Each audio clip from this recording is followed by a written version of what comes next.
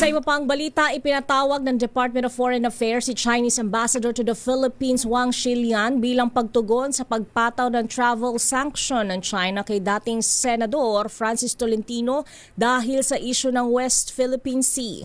Binasa ni Palace Press Officer Attorney Claire Castro ang pahayag ng DFA sa press briefing kung saan ipinarating ng Pilipinas ang pagkakabahala sa hakbang ng Chinese government. Giit ng DFA, bagamat may prerogatiba ang China na magpataw ng sanksyon, ang parusang ipinataw laban sa isang halal na opisyal ay salungat sa pamantayan na mutual respect at dialogo na pundasyon ng relasyon ng dalawang kapwa sovereign states.